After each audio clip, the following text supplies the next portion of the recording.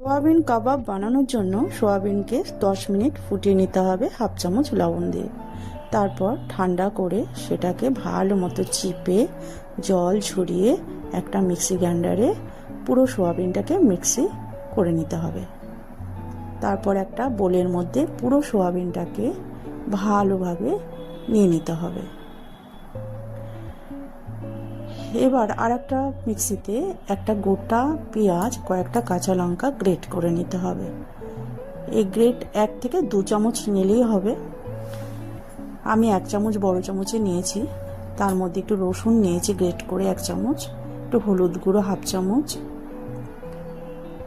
চামচ কাশ্মীরি লঙ্কা, হাফ চামচ জিরে গুঁড়ো, হাফ চামচ গরম মশলা আর হাফ চামচ চাট মশলা, আর স্বাদ মতো লবণ আর 2 থেকে 3 চামচ বেসন দিয়ে ভালোভাবে মেখে নিতে হবে।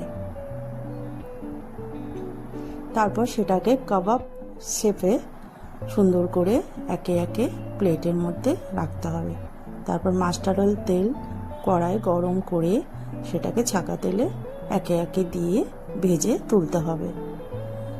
লাল করে ভেজে ভেজে সুন্দর করে তুলতে হবে।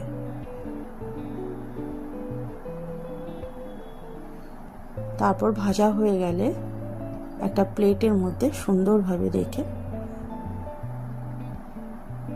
Tomato sauce